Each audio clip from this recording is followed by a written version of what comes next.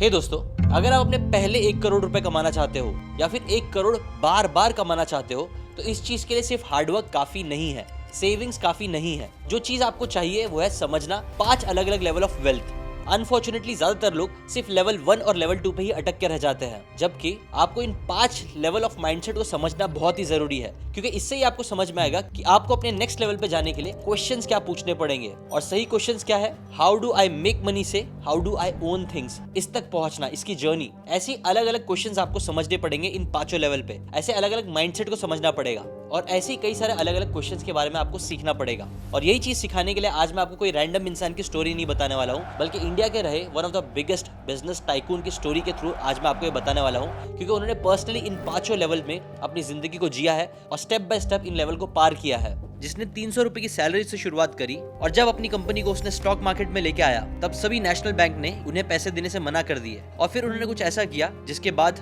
वो और उनकी कंपनी एक लेगेसी बन गई। आज वो कंपनी की वैल्यू 20 लाख करोड़ की है और आपको पता ही होगा मैं किसकी बात कर रहा हूँ, धीरू भाई अंबानी। इस वीडियो में हम उनकी ही जर्नी के थ्रू वो 5 वेल्थ के लेवल को समझेंगे, वो 5 माइंडसेट को समझेंगे, उन 5 सवालों को समझेंगे जो आपको पूछने पड़ेंगे अपने लिए अपने पहले करोड़ या उससे भी नेक्स्ट लेवल तक चीजें अचीव करने के लिए। So now let's start. आपको पता ही होगा धीरू भाई अंबानी का जो बैकग्राउंड था वो काफी सिंपल था। वो गुजरात के एक छोटे से गांव में पैदा हुए थे, एक स्कूल टीचर के घर में, जहां पैसे की हमेशा तंगी रहती थी। 16 साल की उम्र में ही उनके जो भाई थे उन्होंने बुला लिया उन्हें यमन, एडन नाम की जगह, जहाँ पे वो पैसे कमा सकते थे, अपने परिवार से हजारों किलोमीटर दूर, जहाँ ना कोई पहचान वाला था ना कोई दोस्त थी, तो बस एक कंपनी जहाँ उन्हें एक क्लर्क की जॉब मिली। छोटा सा कमरा, कुछ लोग और दिन भर का काम। वहाँ वो कार्गो से रिलेटेड चीजें लिखते थे, शिपिंग के रिकॉर्ड्स बनाते थे और दूसरों के लिए डील सेट करते थे। हर रोज वो आसपास देखते थे कि कैसे बड़े बड़े जो मर्चेंट्स हैं वो करोड़ रुपए की डील कर रहे हैं, बड़ी बड़ी शिप्स आ रही हैं, जा रही हैं और पैसा हाथों हाथ बदल रहा है। और इस सारी चीजों के बीच में उनके हाथ में आता था छोटा सा पैसा, एक फिक्स सैलरी। और उन्हें पता था कि सैलरी से कोई गारंटी नहीं है कि वो जिंदगी में कुछ बड़ा कर पाएंगे ना। इससे निकलने का उनके पास कोई प्लान तो नहीं था, एटलीस्ट उस वक्त, बट पैसे कमाने का जज्बा जरूर था। और यही होता है level 1 of wealth. Level 1 survival mindset. ये माइंडसेट में इंसान सिर्फ जहां से चाहिए जैसे चाहिए पैसे आ जाए बस ये सोचता है। अब ये माइंडसेट गलत नहीं है, जरूरी भी है। जब आपके पास कोई पैसे नहीं होते हैं, खर्चे होते हैं, रिस्पॉन्सिबिलिटीज होती है, तो नेचुरली पहला सवाल दिमाग में यही आता है कि मैं कैसे पैसे कमाऊं, कहां से कमाऊं, कौन मुझे पैसा दे सकता है, कितने पैसे मिलेंगे, कितना काम करने का। इस लेवल पे लोग ऐसे टाइप के ही सवाल पूछते हैं, पर लेकिन फॉर्मूला यूजुअली सेम है। यहाँ पे आप अपना टाइम बेचते हो, टाइम देते हो, 8 घंटा 10 घंटा काम करते हो और उसके रिटर्न में आपको एक पैसे मिलते हैं। और आपने काम करना बंद किया तो इनकम भी रुक जाएगी। नाउ यही वो जगह है जहाँ ज्यादातर लोग अपनी फाइनेंशियल जर्नी शुरू करते हैं। जॉब, फ्रीलांसिंग, कोई गिग वर्क या फिर अपना छोटा सा बिजनेस। अगर आप यहाँ हो तो खुद को कम मत समझो। धीरू भाई अंबानी ने भी यही से स्टार्ट किया था। स्टार्टिंग इनकम उन्हें भी ऐसे ही मिली थी और ये प्रॉब्लम बिल्कुल नहीं है। प्रॉब्लम तो तब शुरू होती है जब आप 20-30 साल इसी चीज में अटके रह जाते हो और ये एक्सपेक्ट करते हो कि एक दिन आपको लेवल 5 की वेल्थ मिलेगी सिर्फ अपना टाइम एक्सचेंज करने की वजह से, जो कि नहीं होने वाला। और ये चीज धीरू भाई अंबानी को भी समझ में आ गई थी, इसलिए जाने अनजाने में उन्होंने अपने आप को लेवल 2 के लिए भी तैयार कर लिया। Level 2 skill mindset. 2 साल ईडन में गुजारने के बाद उनकी कंपनी में एक स्ट्रक्चरल चेंज आया। एबेस एंड को, इनकी जो कंपनी थी, ये अब शेल प्रोडक्ट्स के लिए डिस्ट्रीब्यूटर्स बन चुके थे और कंपनी को अपनी फाइलिंग स्टेशन के लिए एक रिलायबल मैनेजर चाहिए था ना। उस टाइम पे बहुत से लोग कंपनी में थे, कई लोग काफी समझदार भी थे, कई लोगों के पास बड़ी डिग्रीज भी थी, लेकिन आपको पता है ये जिम्मेदारी उस कंपनी वालों ने किसको दी? धीरू भाई अंबानी को, उस डिस्पैच क्लर्क को जो शौक से थोड़ा ट्रेडिंग भी करता था। और वजह एकदम सिंपल थी, जहां बाकी सभी उनके जो एम्प्लॉइज थे वो लोग अपना काम करते थे, घर जाते थे, धीरू भाई थोड़े अलग थे। वो देखते रहते थे और सीखते रहते थे कि क्या चल रहा है क्या नहीं, शिपमेंट्स को मैनेज कैसे करना है, कस्टमर्स से डील कैसे करनी है, कार्गो का हिसाब कैसे लगाना है, प्राइस नेगोशिएट कैसे करना है। उन्हें किसी ने ये सब चीजें सीखने नहीं बोली थी, बट वो इन सभी चीजों को बहुत अच्छी तरीके से इन 2 सालों में वो ऑब्जर्व कर रहे थे, सीख रहे थे। और इसीलिए जब प्रमोशन का टाइम आया तो कंपनी ने उन्हें ही चुना। अगेन उनके पास डिग्री नहीं थी, लेकिन जो चीज उनके पास थी वो थी स्किल्स। ऐसी स्किल्स जो उनके बिजनेस को बड़ा बनाने के लिए जरूरी थी। देखो लेवल 1 वाले लोग जो लोग होते हैं ना, वो सिर्फ सैलरी कलेक्ट करने पे फोकस करते हैं, लेकिन जो लेवल 2 वाले लोग होते हैं वो सैलरी से ज्यादा कई बार इंपॉर्टेंस देते हैं उन स्किल्स को जो उनको कलेक्ट करने मिलेगी। और ये एक बड़ा माइंडसेट शिफ्ट है। मुझे कंपनी कितना पे कर रही है, इस सवाल की जगह उनका सवाल बन जाता है कि मैं यहाँ रहकर कैसा इंसान बन रहा हूँ, कौन सी स्किल्स सीख रहा हूँ। धीरू भाई जिस कंपनी में काम कर रहे थे वहाँ धीरे धीरे उन्होंने सेल सीखी, कम्युनिकेशन सीखा, नेगोशिएशन सीखा, मार्केट को समझा, कस्टमर्स को समझा। ये सब की जो कीमत थी वो उनकी सैलरी से बहुत ज्यादा थी और ये सारा एनवायरनमेंट उन्हें उनकी जॉब में मिला। इसीलिए उनका पहला एसेट पैसा नहीं था, उनका पहला एसेट था उनकी खुद की नॉलेज और स्किल्स। और आपको भी यही चीज समझनी है। और अच्छी बात यह है कि अगर आपको भी एक ऐसे एनवायरनमेंट का पार्ट बनना है जहां पे आप ये सारी स्किल्स सीख सको, तो आपके लिए एक बहुत अच्छी अपॉर्चुनिटी है जो मैं आपको वीडियो के एंड में बताऊंगा। Now let's get back to Dhiru bhai. कुछ टाइम बाद धीरू भाई अंबानी इस अच्छी पोस्ट से वापस इंडिया आए और ये बड़ा इंटरेस्टिंग क्वेश्चन है कि वो वापस इंडिया आए क्यों। इसके लिए आपको समझना पड़ेगा लेवल 3 वैल्यू माइंडसेट।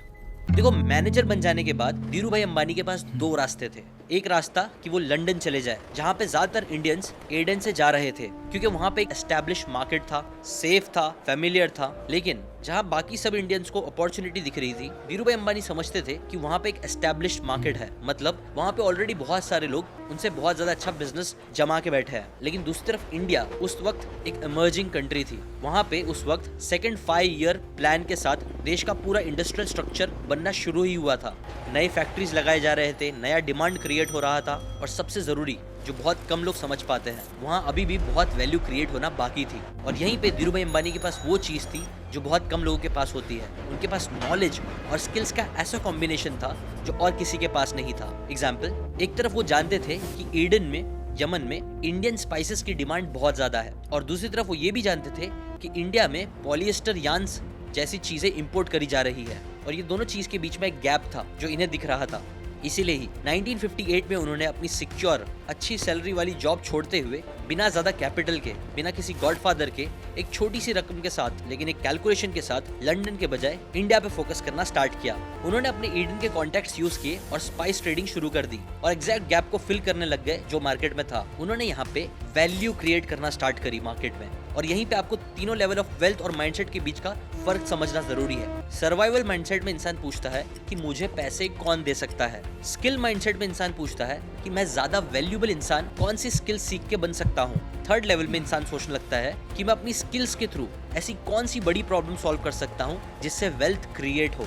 और ये एक बहुत ही बड़ा साइकोलॉजिकल अपग्रेड है। याद रखिए, मार्केट में इंसान को पैसे उसकी मेहनत की वजह से नहीं मिलते हैं, बल्कि उसके वैल्यूएबल आउटकम की वजह से मिलते हैं। कोई इंसान एक तरफ बहुत मेहनत करे, गधा मजदूरी करे, उसको इतने पैसे नहीं मिलेंगे। वहीं दूसरी तरफ अगर कोई एक इंसान एक बहुत ही पेनफुल प्रॉब्लम को सॉल्व करे तो उसे ज्यादा पैसे मिलेंगे। और यही चीज पे धीरू भाई ने फोकस करना स्टार्ट किया। बट इस लेवल पे भी एक बहुत बड़ा सीलिंग था जो वो तोड़ नहीं पा रहे थे। Level 4 owning and leverage mindset. देखो, स्पाइस ट्रेडिंग तो उनका अच्छा चल रहा था। इसी टाइम पे रिलायंस कमर्शियल कॉर्पोरेशन भी धीरे धीरे एस्टैब्लिश हो रही थी। लेकिन धीरू भाई को एक चीज खटकती थी, ट्रेडिंग में वो सिर्फ एक बीच के इंसान थे। उनका ना खुद का कोई प्रोडक्ट था, ना खुद वो लोगों को चीजें बेच रहे थे। इस वजह से क्वालिटी कंट्रोल उनके हाथ में नहीं था।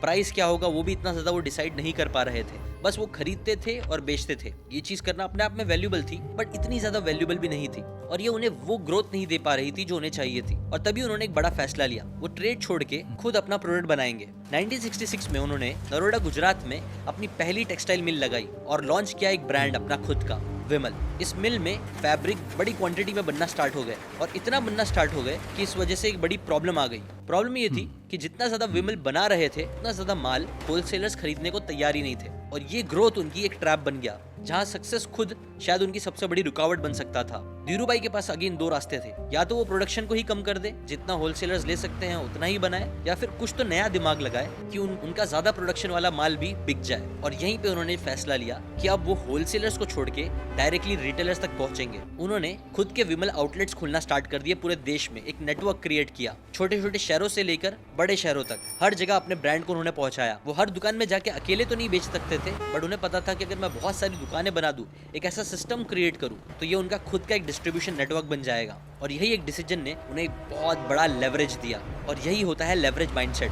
देखो, बिना लेवरेज के अगर आप 1 घंटा इन्वेस्ट करोगे, एक इंसान से बात करोगे, तो शायद आपको एक रिजल्ट मिलेगा। लेकिन लेवरेज के साथ अगर आप एक डिसीजन लेते हो, 1 घंटा काम करते हो, तो वो 100 लोग, 1000 और 10 लाख तक के रिजल्ट्स क्रिएट कर सकता है। अगर धीरू भाई अंबानी सिर्फ अपनी मेहनत के ऊपर रिलाय करते तो वो कितनी दुकानों तक ही पहुंच पाते, शायद कुछ 100। लेकिन उन्होंने एक ऐसा सिस्टम बनाने पर फोकस किया जहां उनकी मेहनत हजारों दुकानदारों तक पहुंच जाए।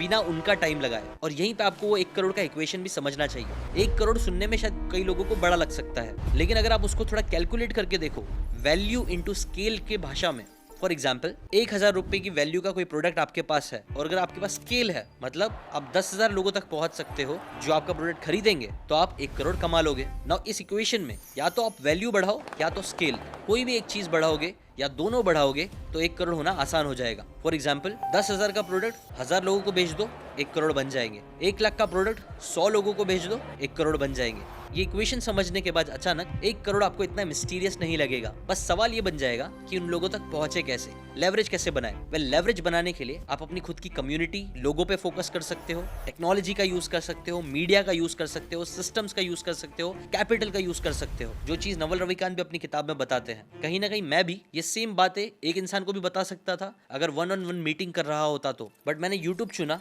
इसीलिए मैं एक ही बात करके लाखों लोगों तक पहुंच सकता हूँ बिना ज्यादा टाइम इन्वेस्ट करे। और यही रीजन है जिसकी वजह से मैं भी अपना पहला करोड़ और कई सारे करोड़ रुपए कमा पाया। I used leverage. बट यहाँ पे भी बात खत्म नहीं होती है। इस लेवल से भी आगे बढ़ के एक चीज धीरू भाई अंबानी ने करी जिसने उनको अनस्टॉपेबल बना दिया, करोड़ से करोड़ों में खेलना सिखा दिया, और वो है लेवल 5, प्लेटफॉर्म माइंडसेट। धीरू भाई अंबानी जब अपना नेटवर्क बना रहे थे, लेवरेज क्रिएट कर रहे थे, तब वो अकेले अपनी कंपनी चला रहे थे। वो अकेले डिसाइड करते थे, अकेले रिस्क उठाते थे। इसमें लेवरेज तो था, लेकिन एक चीज अभी भी बाकी थी। 1977 में उन्होंने पहले ट्राई किया खुद स्टॉक मार्केट में अपनी कंपनी को लेके जाने के लिए। तब जितने भी बड़े बड़े नेशनलाइज्ड बैंक्स थे उन्होंने उन्हें पैसे देने से मना कर दिया। तब धीरू भाई ने सोचा कि अगर बैंक पैसे नहीं दे रहे तो क्यों ना देश के लाखों जो आम लोग हैं उन्हें ही अपना पार्टनर बना लिया जाए, उन्हें एक ऐसा प्लेटफॉर्म दिया जाए कि वो पैसे इन्वेस्ट करे और उनके पैसे बड़े हो। उन्हें अपने बिजनेस स्किल्स पे भरोसा था, उन्हें उनकी कंपनी पे भरोसा था, और अगर यही भरोसा दूसरे लोग भी करेंगे, उन्हें पैसे देंगे, तो इससे उनका भी पैसा बढ़ेगा और जो लोग पैसे इन्वेस्ट कर रहे हैं उनका भी बढ़ेगा। और ये चीज कोई भी नॉर्मल इंसान कर सकता है, एक नॉर्मल जॉब करने वाले इंसान से लेके एक क्लर्क तक। और ये चीज इंडिया में पहले कभी नहीं हुई थी, लेकिन उन्होंने पहली बार करी। लाखों इंडियंस पहली बार शेयर होल्डर बने, सिर्फ इसलिए क्योंकि धीरू भाई अंबानी ने उनके लिए एक मौका बनाया, जिससे वो खुद फिर बहुत ज्यादा अमीर हुए। लेकिन फिर उनके जो इन्होंने स्टॉक्स और शेयर्स खरीदे उनका भी रेवेन्यू बढ़ने लगा, उनका भी पैसा बढ़ने लगा। बेसिकली उन्होंने एक ऐसा प्लेटफॉर्म बना के लोगों के हाथ में दिया जहां दूसरे भी अमीर बन सके। और यही है लेवल 5, प्लेटफॉर्म माइंडसेट। सवाल अब ये नहीं है कि मैं क्या ओन कर सकता हूँ, मैं कितना कमा सकता हूँ। यहाँ पे सवाल ये बन जाता है कि कैसे मैं एक ऐसा सिस्टम या प्लेटफॉर्म क्रिएट कर सकता हूँ जहाँ दूसरे लोग भी पैसे कमा सके या अपने आप को ग्रो कर सके। यूट्यूब भी अगर आप देखोगे तो ऐसा ही एक मॉडल है, एक ऐसा प्लेटफॉर्म जहाँ पे मैं और मेरे जैसे कई सारा दूसरे क्रिएटर्स आते हैं, वो खुद भी पैसे कमा रहे हैं, और इन सभी रीजंस की वजह से यूट्यूब और गूगल भी बहुत पैसे कमा रहा है। और ये प्लेटफॉर्म क्रिएशन पे मैं खुद भी काम कर रहा हूँ। इससे रिलेटेड कुछ इंपॉर्टेंट चीजें मैं आपके साथ शेयर करूंगा, बट पहले रिवाइज कर लेते हैं कि वो 5 लेवल्स ऑफ वेल्थ क्या है जो आपको हमेशा करोड़ों कमाने में हेल्प कर सकते हैं। धीरू भाई अंबानी जिसका प्राइम एग्जाम्पल है, कहीं ना कहीं थोड़ा बहुत मैंने भी इन 4 लेवल्स को अच्छे से यूज किया है। 5वें लेवल पे मेरा भी काम चालू है। लेवल 1 है सर्वाइवल। यहाँ पे हम सिर्फ ये सोचते हैं, हमारा क्वेश्चन ये होता है कि मैं पैसे कैसे कमाऊं। Level 2 skill mindset. यहाँ पे हम सोचते हैं कि मैं पर आवर अपनी वैल्यू कैसे ज्यादा बढ़ा सकता हूँ, मेरी पर आवर की वैल्यू ज्यादा कैसे हो सकती है, कौन से स्किल्स एक्वायर कर सकता हूँ जिससे पर आवर की मेरी वैल्यू बढ़ जाए। Third value mindset. यहाँ पे आप सोचते हो कि कैसे आप लोगों की प्रॉब्लम सॉल्व कर सकते हो जिससे वेल्थ जनरेट हो। Fourth leverage mindset. यहाँ पे आप सिर्फ अपनी मेहनत एक जगह पे करने के बजाय अपने लिए लेवरेजेस क्रिएट करते हो, जहाँ पे आपका टाइम उतना ही जाएगा बट रिजल्ट्स डबल टिबल 100 गुना 1000 गुना मिल जाए। और लास्ट लेवल 5 प्लेटफॉर्म माइंडसेट। यहाँ पे भी आप चीजों को ओन करना चालू करते हो, जैसे कोई कंपनी, एसेट्स, ये सारी चीजें, प्लस उसके साथ साथ आप ऐसा प्लेटफॉर्म भी क्रिएट करते हो जहाँ दूसरे भी वेल्थ क्रिएट कर सके। और यहाँ पे सबसे इंपॉर्टेंट बात भी है, ये सभी लेवल्स को आप स्किप नहीं कर सकते। अगर आप अभी लेवल 1 पे हो तो आपको अच्छे से लेवल 2 पे जाना ही होगा, स्किल्स को बढ़ाना ही होगा, और उसके बाद लेवल 3, लेवल 4, लेवल 5 का सोचो। यह आपके लिए अच्छा सिस्टम बनेगा आगे बढ़ते रहने के लिए। अगर आप डायरेक्टली 1 से 5 पे जाने की कोशिश करोगे तो बहुत ज़्यादा मुश्किल है वो क्रैक कर पाना। इसीलिए अगेन मेरा क्वेश्चन आपसे ये है कि राइट नाउ आप अभी कौन से लेवल पे हो, कमेंट में ज़रूर बताना। अब अगर आप वीडियो के एंड तक पहुंचे हो तो आपके लिए एक बहुत ही प्यारी अपॉर्चुनिटी है। आपको पता ही होगा कि हमारा समरी बोर्ड नाम का प्लेटफॉर्म है जिसके अंदर 70 से ज़्यादा ऐसी किताबें हैं जो आपको मनी से रिलेटेड, साइकोलॉजी से रिलेटेड चीज़ें सिखाती है। अब ये सारी किताबें आपको लेवल 1 से लेवल 5 में पहुंचने में बहुत ज़्यादा हेल्प करेगी। वो नॉलेज बहुत ही ज़्यादा इंपॉर्टेंट है, लेकिन नॉलेज सिर्फ काफ़ी नहीं है। नॉलेज के साथ जो चीज़ ज़्यादा इंपॉर्टेंट वो है इम्प्लीमेंटेशन। और इसीलिए आपको पता ही होगा मैंने 21 21 डेज का चैलेंज का एक सिस्टम क्रिएट किया है। आने वाले महीने में नेक्स्ट मंथ सितंबर 1 से लेकर 21 तक मैं पर्सनली इस चैलेंज को लाइव करने वाला हूं आप लोगों के साथ। वहां पे लाइव आके मैं आप लोगों को 21 दिन 21 अलग अलग लेसन सिखाने वाला हूं, बहुत ही कमाल कमाल की किताबों के साथ, जिसमें psychology of money, rich dad poor dad, millionaire fast lane, think and grow rich, richest man in Babylon, ये सारी किताबों के लेसन भी आते हैं। प्लस इन सभी किताबों के लेसन को मैंने कैसे पर्सनली अप्लाई किया, एक एक करके वो सारी चीजें मैं आपको बताने वाला हूँ। सो अगर आप ये सारी चीजें का एक्सेस चाहते हो तो इसके लिए अगेन मैं 1000 रुपीज 1 लाख रुपीज नहीं चार्ज कर रहा हूँ। सिर्फ आप हमारा समरी बोर्ड का सब्सक्रिप्शन ले सकते हो, जो सिर्फ और सिर्फ 99 रुपीज़ का है। जी हाँ, ओनली 99 रुपीज़ का।